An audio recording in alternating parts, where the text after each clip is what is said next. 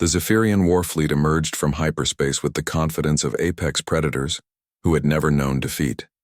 Their sleek biomechanical vessels gleamed like obsidian daggers against the starfield, each one capable of reducing a planet to molten slag.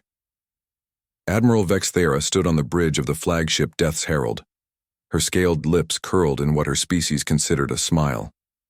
"Signal the human colony worlds," she commanded, her voice a low growl that made her subordinates shiver. "Tell them the Zephyrian Empire has come to claim what is rightfully ours. They have 72 standard hours to surrender unconditionally, or we will demonstrate why we are the galaxy's dominant predator species." The communications officer, a younger Zephyrian with nervous twitches in his tail, looked up from his console. "Admiral, we're receiving a response from the human military command." "Already? How deliciously predictable. Put it through." The holographic display flickered to life, revealing a human female in what appeared to be a crisp military uniform. Her dark hair was pulled back in a regulation bun, and her brown eyes held an expression that Vexthara couldn't quite place. Was it amusement? "Greetings, Admiral Vexthara," the human said, her voice steady and professional. "I'm General Sarah Chen of the Terran Defense Force. We've received your declaration of war, and I must say, your timing is impeccable." Vexthara's crest bristled with irritation. "You mock us, human? Do you not understand the gravity of your situation? We are the Zephyrian Empire." "Oh, we understand perfectly," General Chen interrupted, her slight smile growing wider. In fact, we were just discussing how we needed a good training exercise for our new recruits. Your war declaration solves that problem beautifully." The bridge fell silent. Vexthara's officers exchanged confused glances. In 300 years of conquest, no species had ever responded to their ultimatum with gratitude. "Training. Exercise?" Vexthara repeated slowly, her voice rising in pitch. "Absolutely. You see, Admiral, we've been having trouble creating realistic combat scenarios for our naval cadets. Pirates are too easy, the Cosmic Defense League is too predictable, and our holographic simulations never quite capture the unpredictability of real combat. But a species that's never lost a war, that claims to be apex predators? Perfect." General Chen turned to someone off-screen. "Captain Rodriguez, please inform Admiral Thompson that Exercise Crimson Dawn has been approved. Have him release the safety protocols on the training fleets." Vexthara felt something cold creep up her spine, an emotion her species had long forgotten. Safety protocols? Oh yes, we always have to dial down our weapon systems when training against civilian targets. Can't have accidents, you understand. But since you formally declared war... Chen shrugged. "Well, that changes everything." The human general leaned forward, and for the first time, Vexthara saw something in those brown eyes that made her ancient predator instincts scream danger.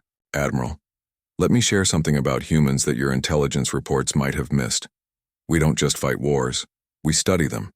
We've analyzed every conflict in recorded galactic history, including all of yours."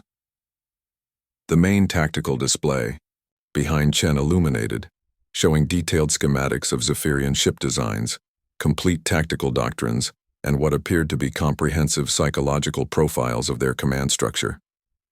"Your species relies on fear and overwhelming force," Chen continued conversationally. "You strike hard and fast, expecting immediate surrender. You've never had to adapt, never had to evolve your tactics, because you've never faced an enemy that fought back effectively. In human terms, you're what we call paper tigers." "Impossible," Vexthara snarled. "We are the ultimate predators. We have conquered." "Scavengers," Chen corrected gently. "You've conquered scavengers, herbivores, and the occasional omnivore. But Admiral, humans evolved on a death world where everything was trying to kill us. We didn't just survive, we thrived. We became persistence hunters, pack tacticians, and most importantly, we learned to turn every setback into an advantage." The communications officer's console began chirping frantically. "Admiral," he stammered, "long-range sensors are detecting, What is it?" Vexthara demanded. "Human fleets, ma'am, lots of them. They're appearing from everywhere." jump points we didn't even know existed. On the tactical display, red dots began materializing around the Zephyrian fleet. First dozens, then hundreds, then thousands. Each dot represented a human warship, and they were arriving from directions that should have been impossible.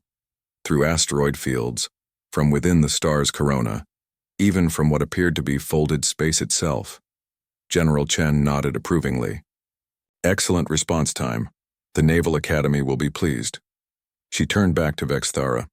Now then, Admiral, let's discuss the parameters of this training exercise. We'll be testing several new tactical doctrines, some experimental weapon systems, and our latest batch of AI-assisted combat protocols. This is madness, Vexthara shrieked. We have 600 warships. We've never been defeated. 607, actually, Chen corrected, consulting a datapad. And you're about to discover why humans have a saying. It's not the size of the fleet in the fight. It's the size of the fight in the fleet. The first human vessels came, into weapons range, sleek predators that moved with lethal grace. Unlike the Zephyrian ships with their intimidating biomechanical aesthetics, the human vessels looked almost utilitarian, until they opened fire. The initial volley wasn't the overwhelming bombardment Vexthara expected. Instead, it was surgical. Precise, targeting specific systems with weapons she didn't recognize. Her ship's shields flickered and died, their weapons powered down, their engines sputtered to emergency mode. What are you doing to us? She whispered. Disabling your fleet, Chen replied matter-of-factly. Can't have you accidentally hurting our cadets during the exercise. Don't worry, Admiral. Your life support systems are completely intact. We're not monsters. As the human fleet closed in, Vexthara realized with growing horror that they weren't even using their primary weapons. The readouts showed massive energy signatures that remained dormant, weapon systems that hadn't even powered up. General, Chen, she said, her voice barely above a whisper. What would it take for you to use your full military capability? The human's expression grew thoughtful. Honestly, an actual threat to human survival. Something that could endanger our species' continued existence. She paused. Admiral, in the 2 centuries since we joined the galactic community, we've never encountered such a threat.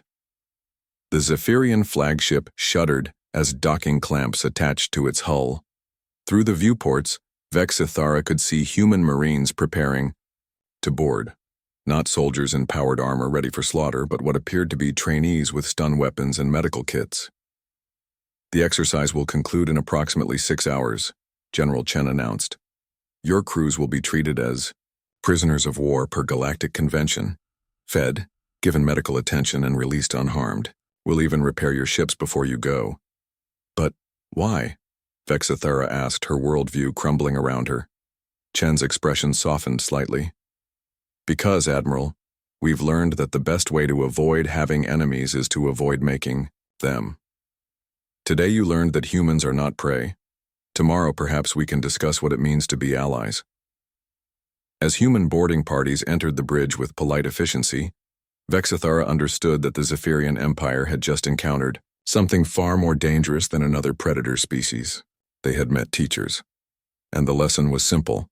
In a galaxy full of predators, humans had chosen to be something else entirely. Final casualty report. Zephyrian Empire. 0 killed, 0 wounded. Pride severely damaged. Terran Defense Force. 3. Minor injuries during boarding operations, all self-inflicted due to overenthusiasm among cadets. Exercise Crimson Dawn, classified as overwhelming success.